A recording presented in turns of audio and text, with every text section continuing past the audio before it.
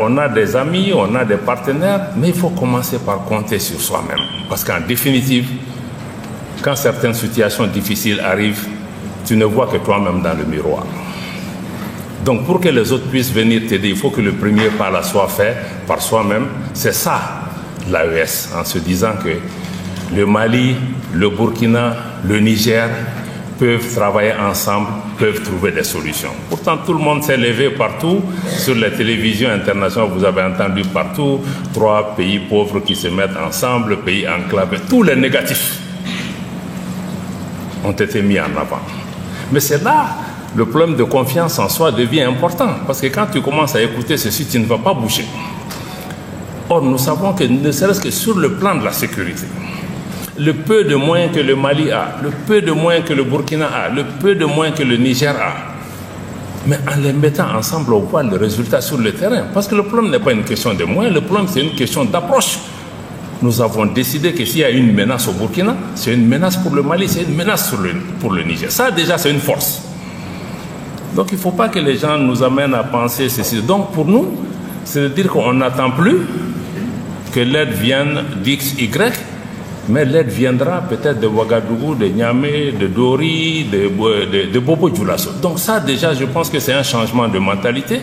Et nous voyons que si le Mali a un hélicoptère, le Burkina a un hélicoptère, le Niger a, si on met ensemble, on a déjà 3 hélicoptères. Donc je pense que la mutualisation de nos efforts, et surtout ce qui est important, c'est la sincérité dans les relations.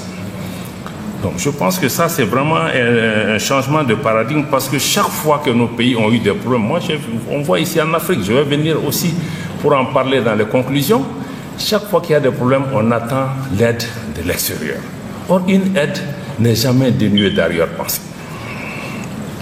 Quelle que soit la justesse ou les bonnes foi de ces acteurs. Donc je pense que l'AES est une dynamique importante par rapport à cela, parce que nous avons dit que ce n'est pas de l'arrogance de dire qu'on a besoin de personnes aussi. Ce n'est pas le cas. On a besoin d'autres, mais ce besoin-là doit se situer par rapport à ce que nous faisons. Aujourd'hui, dans le cadre de l'AES, nous avons aussi le courage de dire non, parce que ce n'est pas parce que quelqu'un paye un chèque qu'on va le suivre. Si ton chèque ne va pas dans la direction que nos pays ont définie, si ton appui ne vient pas aider nos armées dans le cadre de la vision stratégique que nous avons définie pour nos armées, mais nous avons le courage de dire non, merci. Y compris dans la région, pour des États autour de nous qui veulent nous dicter des choses d'une certaine façon, on doit pouvoir dire non. Donc, je voulais vous dire que je ne veux pas parler du Sahel aussi de façon générale. Je voudrais vous amener aussi à l'AES pour que vous compreniez pour nous les changements au Sahel, c'est un peu aussi tout ce que nous sommes en train de faire dans le cadre de l'AES. Pour la sécurité, travailler ensemble, mutualiser nos efforts, parce que l'armée est d'abord bâtie sur la confiance. Je ne veux pas permettre à ton armée de faire 1 mètre sur mon territoire si je n'ai pas confiance en soi. Et aujourd'hui, nos armées travaillent à un niveau d'intégration que vous ne pouvez pas soupçonner. 2, aujourd'hui, notre action diplomatique, elle est harmonisée. Elle est partagée, on n'est pas d'accord sur tout, mais on se met ensemble pour pouvoir travailler ensemble et parler d'une seule voix. Et le 3e, c'est l'aspect développement économique. Parce que nous sommes conscients que les réponses ne peuvent être apportées que si nous travaillons à renforcer l'intégration économique, les projets structurants, créer un espace où nos populations peuvent se déplacer et faire des affaires ensemble. Mais aussi, ce qui est important aussi, c'est l'appropriation nationale. L'AES, c'est l'appropriation au niveau régional, mais c'est l'appropriation nationale. L'appropriation nationale, pour nous, au Mali, est fondée sur 3 principes clés qui ont été aujourd'hui constitutionnalisés. Le respect de la souveraineté de nos pays, le respect aussi des choix souverains du peuple et la prise en compte de ses intérêts. Et comme je l'ai indiqué, pour des pays comme le Mali, nous n'avons pas mis en avant ces principes juste de façon théorique, parce que ces principes ont une conséquence. Que notre gouvernement, notre chef d'État, notre pays, nous avons décidé d'assumer. Si vous voyez les problèmes, les crises que nous avons, ou les tensions avec les uns et les autres, c'est chaque fois qu'il y a eu déviation par rapport à un de ces principes où nous devrions nous assumer et où nous nous sommes assumés, parce que s'assumer aussi a des conséquences. Beaucoup de formes de conséquences. Donc chacune de ces lignes Si j'ai le temps, je peux venir, mais je crois que c'est ça. Parce que si on parle même de souveraineté, les gens pensent oui, mais pourquoi on est encore en train de parler de souveraineté? Parce qu'il y a beaucoup qui ont nié notre faculté, notre capacité à pouvoir décider pour nous-mêmes. Donc mettre les principes en avant, c'est important, mais dans le cadre de l'appropriation, il faut que nos pays, nos États, nos populations puissent aussi dire non si nous estimons que ce que vous voulez faire avec nous ne va pas dans le sens que nous souhaitons, parce qu'une amitié aussi, c'est beaucoup la sincérité aussi par rapport à cela. Donc la mise en œuvre donc, de ces différentes stratégies, y compris l'appropriation et la définition de nos priorités, m'amène au quatrième point de mon intervention, qui est la reconfiguration de la coopération internationale. Cette reconfiguration commence, comme je l'ai indiqué, sur la base de nos 3 principes que nous avons mis en avant.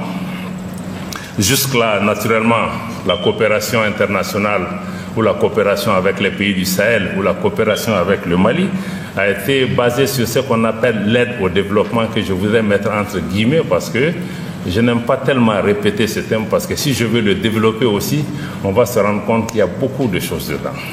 Est-ce que c'est une aide vraiment? Est-ce que cette aide conduit au développement? Est-ce que c'est le développement l'objectif de cette aide? Donc il y a toutes ces questions que je voudrais que vous puissiez nous aider à pouvoir répondre également. Et aussi, quand on fait une analyse des chiffres récemment publiés par l'OCDE, parce que l'aide au développement, entre guillemets, sa contribution est minimale par rapport aux besoins de développement des pays comme le Mali, aux besoins de développement du Sahel, même aux besoins de développement de l'Afrique dans son ensemble. Mais si elle était utilisée de manière judicieuse, elle peut créer un effet catalytique pour pouvoir se... Mais on ne peut pas se développer sur la base de l'aide. On peut pas. Mais ça ne veut pas dire que ce n'est pas. Mais quand on regarde l'aide au développement elle-même, l'OCDE, dans ses chiffres, indique qu'en 2023, toute l'aide au développement au plan mondial était de 223 milliards de dollars. Et ce chiffre masque en réalité trois réalités. Un, c'est que 10% de cette aide va directement à l'Ukraine, à elle seule. Deuxième élément, ce chiffre comprend des contributions aussi qui vont aux organisations internationales. Et 3, 17 des 36 pays donateurs ont récemment diminué leur aide de façon globale. La part qui est consacrée dans ces 237 millions, c'est 42 milliards qui vont à l'Afrique. Et dans ces 42 milliards, c'est 36 milliards qui vont directement à l'Afrique subsaharienne. Et tous ces montants sont inférieurs à nos besoins de développement et aux besoins de financement de nos économies. Ça veut dire qu'en plus de ce qu'on appelle l'aide au développement, il faut parler aussi d'investissement, de financement, y compris l'investissement direct étranger. Mais aussi ce qu'il faut intégrer aussi, c'est la mobilisation des ressources internes dont nos États ne parlent pas. Parce qu'aujourd'hui, si on prend que le cas du Mali, plus récemment, avec les changements qu'il y a eu au niveau du code minier, on s'est rendu compte qu'il est possible de générer beaucoup de ressources internes. Si un pays comme le Mali aujourd'hui contrôle l'ensemble de son territoire national avec des postes douaniers un peu partout, un contrôle effectif, on peut générer aussi beaucoup de ressources pour nos pays. Si nous utilisions la digitalisation aujourd'hui, il est possible de pouvoir générer beaucoup plus de ressources pour nos pays, parce que aussi, dans cette coopération internationale, il faut penser aussi que la richesse peut souvent se trouver chez nous. Peut-être qu'on n'a pas allé chercher là où ça se trouve. Donc, il faut pouvoir mettre l'aide au développement, les investissements publics et privés internationaux, et aussi ajouter à cela la mobilisation de ressources internes. Donc, il faut aussi que les pays comme le Mali, et notamment dans les pays de l'AES, que nous nous organisons à nous sortir progressivement de cette logique d'assistance perpétuelle. Parce que l'aide telle qu'elle est conçue, il n'y a pas de porte de sortie. 60 ans on fait ça, bon, ça a pu aider à boucher les trous ici et là, mais globalement, on n'a pas avancé. Donc ça veut dire qu'on est dans une logique de dépendance, parce que si on regarde même sur le plan de l'armée, tous les appuis dont nous avons bénéficié pour l'armée au niveau du Mali c'était des appuis qui créent la dépendance, qui ne nous ont jamais mis dans une position de pouvoir créer les capacités d'assumer notre défense. Vous prenez dans le cadre du développement, c'est la même chose. Souvent, on est sous perfusion. Mais tu ne vas pas guérir. Donc, il faut qu'on sorte un peu de cette logique de cela. Et aussi, il faut le reconnaître. Beaucoup d'aide au développement, aujourd'hui, il est donné avec beaucoup de condescendance. Il faut qu'on sorte de ce schéma pour entrer dans des schémas de partenariat gagnant-gagnant. C'est ce que je disais au début. Celui qui vient aider souvent a même plus besoin de cette aide que nous, dans la façon dont cette aide est dépensée. Or, ce dont on a besoin, c'est de partenariat, parce que c'est lui qui vient aider. Mais dans certains cas, cette aide-là crée plus d'emplois chez eux que chez nous. Donc, il faut qu'on s'asseye, qu'on regarde. Est-ce qu'on peut travailler dans la sincérité? Qu'est-ce que vous voulez? Qu'est-ce que nous avons? Comment on peut travailler ensemble pour que toi qui viens, tu gagnes et je gagne? Parce que même dans l'aide, tout le monde gagne. Hein? Ce n'est pas dire qu'il y a un récipiendaire au bout. Donc, ce n'est pas une aide qui est donnée juste par altruisme. Ne pensez pas que des contribuables d'autres pays étrangers sont juste des philanthropes qui viennent vous aider. Il y a certainement de la philanthropie dedans. Mais aussi, cette aide est souvent vient avec une contrepartie souvent politique. Je pense que la Suède qui nous a quittés récemment est un des exemples vivants d'un pays qui dit que moi j'arrête votre aide parce que vous avez coupé vos relations avec l'Ukraine. Mais l'Ukraine n'a jamais été partie de notre engagement avec la Suède. Et même la façon de le faire. Je pense que quel que soit le montant du chèque, il faut d'abord respecter la dignité des gens. Il ne faut pas penser que parce qu'on donne un chèque, qu'on peut vraiment dicter ce qu'on veut. Donc il y a toujours une contrepartie. L'autre contrepartie, c'est même nos votes aux Nations Unies. On vous donne pas parce que tu as voté à gauche, tu as voté à droite. Ce n'est pas gratuit. Le Fonds monétaire international, la Banque mondiale sont instrumentalisés quand vous ne faites pas ce que les autres veulent. Donc je pense que cette aide-là, elle n'est pas neutre, elle n'est pas gratuite. Mais si elle est faite sur nos termes, sur la base de nos priorités, ça peut contribuer. Donc ne pensez pas que je suis en train de dire que c'est inutile, mais il faut que nous-mêmes, on soit réalistes par rapport à ces questions. Qu'on regarde que ceux qui viennent, ce sont des partenaires. Et qu'on regarde un partenariat, c'est un ensemble. Voilà, ce n'est pas juste la partie aide qui est importante, sinon qu'il y a la contrepartie. Donc pour toutes ces raisons, je pense qu'il faut un partenariat clair, il faut des intérêts mutuels, il faut une définition de ces intérêts mutuels et que ces intérêts mutuels soient acceptés de part et d'autre.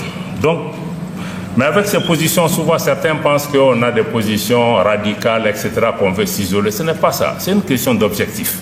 Parce que quand on a un objectif, on s'y tient, on paye le prix qu'il faut pour pouvoir y arriver, mais je pense qu'il faut que nos partenaires aussi puissent changer pour qu'on puisse cheminer ensemble. J'ai indiqué également qu'il était important que ces mentalités changent également, parce que quand on regarde, beaucoup de nos anciens partenaires traditionnels qui travaillent avec nous considéraient nos pays aussi, le Sahel ou d'autres pays, comme leur précaré. J'allais même dire que certains pensent qu'on est leur propriété ou qu'on est un tapis sur lequel on peut s'essuyer les pieds. Non. Moi, je crois qu'aujourd'hui, on a une nouvelle génération. Il va falloir qu'on se regarde, qu'on s'engage dans des partenariats d'égal à égal pour pouvoir se parler et définir ensemble un intérêt mutuel et aller vers une relation équilibrée. Parce que ça aussi, vous qui êtes dans la réflexion, vous devez pouvoir nous aider ces partenaires à comprendre que les choses ont changé. Les gouvernants ont changé. Les gouvernements ont changé. Les populations africaines ont changé. Donc s'ils veulent travailler aujourd'hui avec ces populations, il faut qu'ils comprennent qu'il faut faire les choses différemment. Donc autrefois, venir, prendre, piller, partir n'est plus une option viable pour eux. Mais aussi, un des points que nous devons intégrer, c'est que cette coopération internationale ou ce partenariat gagnant-gagnant doit s'inscrire dans une approche de transformation structurelle de nos économies. Parce que depuis la colonisation, tout ce qu'on a fait, c'est d'exporter nos matières premières et d'importer des produits industriels. Et pour que nous puissions créer la valeur ajoutée, créer de l'emploi pour nos jeunes, développer nos économies, les transformer, mais il faut que dans tous les secteurs, y compris le secteur minier et agricole, qu'on puisse transformer. C'est cette transformation qui crée la valeur, donc on ne peut pas s'inscrire dans un modèle néocolonial de perpétuation, juste d'être dans une fonction de producteur de matières premières sans pouvoir. Et souvent, quand on veut discuter ces conditions, c'est ce qui crée des problèmes. On renverse même le gouvernement parce qu'ils veulent remettre en cause ce statu quo colonial. Donc il est important maintenant de venir certainement à mon dernier point, qui est aussi pour pouvoir faire l'ensemble de ces changements aussi de l'aide internationale, parce que l'aide internationale elle-même n'est qu'un instrument. Il faut maintenant aller au 5e point de ma présentation, qui est la réforme de la gouvernance mondiale. Parce que cette aide, elle est donnée dans le cadre d'une gouvernance politique, économique et commerciale mondiale qui définit les objectifs et les règles du jeu. Or, aujourd'hui, nous sommes dans ce qu'on appelle la crise des différents mécanismes de la gouvernance mondiale. J'allais même dire une crise de la gouvernance mondiale. Ça veut dire que les institutions, les structures que nous avons ne sont pas souvent représentatifs, ou ne disposent pas d'un leadership capable de dessiner des solutions, ou ne disposent pas aussi, ou ne font pas la place, parce que nous sommes dans un monde encore post-1945, Seconde Guerre mondiale. Et de 1945 à aujourd'hui, le monde a fondamentalement changé parce qu'il y a de nouvelles forces qui sont apparues. Il y a de nouveaux pays, il y a des puissances économiques qui sont apparues sur la scène internationale, des puissances démographiques qui ne sont pas intégrées dans cette gouvernance. Si vous prenez ne serait-ce qu'aux Nations Unies, le Conseil de sécurité aujourd'hui ne reflète pas cette réalité. Et les Nations Unies, dans la plupart des cas, sont incapables d'apporter des solutions, y compris ici au Mali, à cause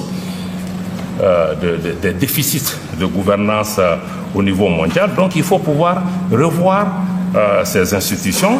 Donc le fonctionnement aujourd'hui, la politisation et l'instrumentalisation de ces institutions internationales sont des causes de manque d'efficacité et même de pertinence de leur intervention au niveau du Sahel.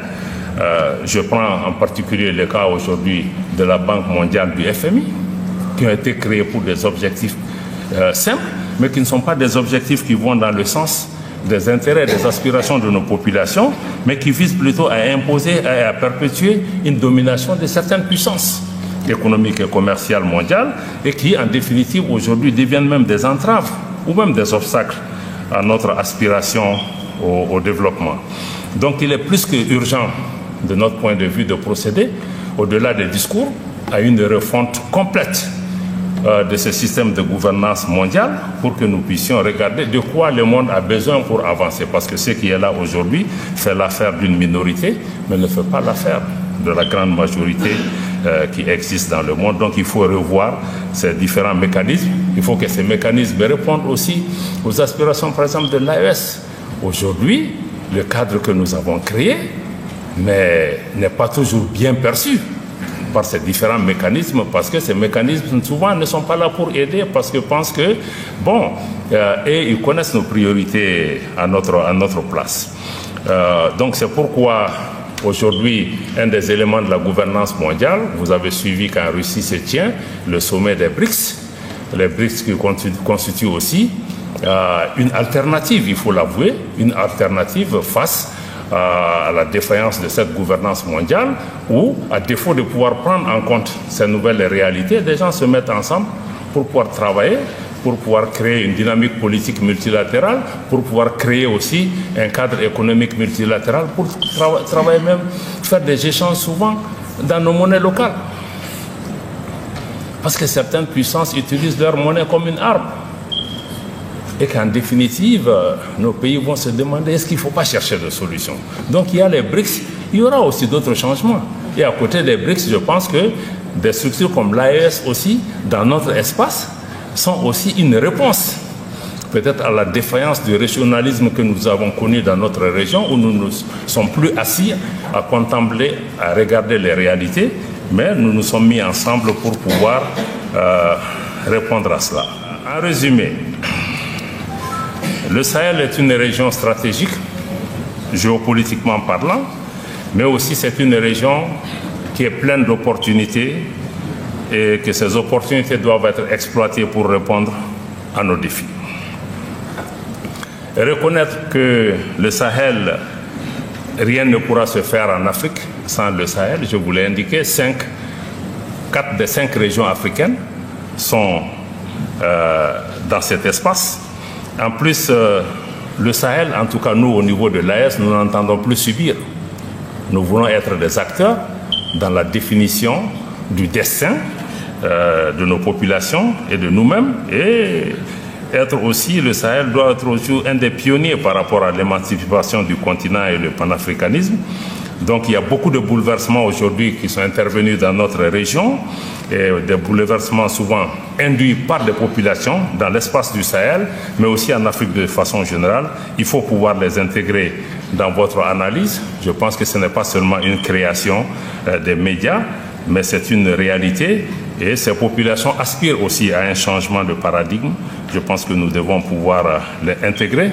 C'est vrai que nous sommes tous venus aussi à ce séminaire avec certainement nos certitudes, avec nos convictions qui sont souvent ancrées sur la base de recherches académiques, ou souvent aussi de réalités de terrain, comme certains de nous qui sommes des décideurs. Mais j'aimerais pouvoir vous laisser avec quelques interrogations, vous qui êtes des chercheurs, des opérationnels, des stratèges militaires. Je voudrais vous laisser avec 10 questions à répondre. J'espère que ce n'est pas plus que les TDR de votre conférence. La première, c'est que dans un contexte de guerre informationnelle aujourd'hui, quel degré de confiance devrions-nous ou pourrions-nous avoir désormais dans les organes de presse, dans nos gouvernements, dans toute entité qui prend une décision ou qui produit une information? Je pense que ça, c'est une dimension que je voudrais que vous creisiez un peu. Deuxième question, comment comprendre la difficulté que les pays du Sahel ont pour d'abord se faire entendre, se faire comprendre, faire en sorte que leurs aspirations, comprendre que leurs aspirations ne sont dirigées contre personne, mais c'est plutôt pour la recherche du bien-être de nos populations, pour la recherche de notre dignité. Quelle peut être votre contribution à cet égard? Troisième élément. La patience, dit-on, est comme le fer. Elle résiste longtemps à la chaleur, à la pression, mais à une température, elle fond. Quelle température faudra-t-il atteindre pour que la résilience des populations fonde et que les agressions extérieures ne deviennent radicalement intolérables? Quatrième interrogation. Le cours de l'histoire est en marche et les évolutions sont inéluctables. Nous avons des responsabilités collectives, mais aussi partagées. Pour notre part, en qualité de gouvernants, il nous revient de mettre les intérêts de notre pays et de nos pays et les besoins de nos populations au centre de notre action. Dans ce contexte, quel rôle les intellectuels jouent-ils ou joueront-ils dans ce réaménagement des équilibres géopolitiques? 5. La neutralité est-elle encore possible? Est-elle pertinente? Être neutre, n'est-ce pas déjà prendre position? Sixième interrogation. Quel rôle les think tanks, les structures d'influence, comme l'école de maintien de la paix, comptent-ils prendre pour la remise en cause des doubles standards, j'allais même dire d'une certaine hypocrisie internationale? Vérité en deçà des Pyrénées, erreur au-delà, comme le disait le penseur Blaise Pascal. Pour le paraphraser dans notre espace, je dirais légitimité en dehors de l'AES, jointe au-dedans. Point d'interrogation. 7. L'appel pressant des populations du Sahel pour les relations fondées sur le respect mutuel, sur leur dignité, leurs différences, est-il correctement et suffisamment relayé? Avons-nous manqué collectivement à notre devoir de relayer de manière intelligente une aspiration pressante? 8. Face aux exigences de la jeunesse décomplexée, pouvons-nous continuer à garder la tête dans le sable, comme les anglophones le disaient, à faire business as usual, ou faut-il se réinventer? 9. Des partenaires objectifs ont compris la nécessité de passer d'une coopération dite assistance, entre guillemets, à un partenariat gagnant-gagnant où les intérêts mutuels sont définis. Les partenaires traditionnels du Sahel seront-ils au rendez-vous du renouveau de cette coopération avantageuse fondée sur le respect et les avantages mutuels? 10e interrogation que je voudrais vous laisser. Quelle est la place de la coopération et de la solidarité inter- et intra-africaine dans tout ce contexte dont vous parlez en termes de coopération? Parce que quand nous regardons aujourd'hui, nous nous rendons compte que quand il y a des problèmes qui se passent en Afrique, les autres Africains sont plus spectateurs qu'acteurs. Quand le Mali saigne, d'autres regardent ailleurs et on attend qu'une puissance extra-africaine vienne nous aider. Pourtant, l'Afrique qui travaille avec des puissances extérieures qui ont la taille du Nigeria ou de l'Afrique du Sud, est-ce que le secours ne peut pas aussi venir de l'Afrique? Est-ce que les Africains comprennent la possibilité ou la capacité qu'eux-mêmes ils ont de pouvoir aider d'autres Africains à sortir de la situation? Ça, c'est la dernière question que je voulais vous laisser, en vous demandant encore une fois de sortir des sentiers battus, d'être le plus provocateur possible, de sortir du confort intellectuel ou des schémas qui nous ont été définis pour faire en sorte que cette école de maintien de la paix soit le point de départ du regard nouveau que nous jetons sur nous-mêmes, sur nos pays, mais aussi de pouvoir nous aider à trouver cette solution qui est à nos pieds que nous allons chercher outre-mer. Je pense que c'est en cela que des institutions comme celle-ci peuvent être utiles. C'est en cela que même d'autres institutions similaires qui existent dans d'autres pays viendront pour pouvoir travailler avec l'école de maintien de la paix, parce qu'ils pensent que vous pouvez aussi aider à trouver cette solution, mais cette solution basée sur la sagesse locale. Donc je voudrais pouvoir m'en arrêter là. Je sais que j'ai été extrêmement long. Quand on donne la parole à un diplomate, souvent c'est difficile de trouver un point final. Je pense l'avoir trouvé et je vous remercie.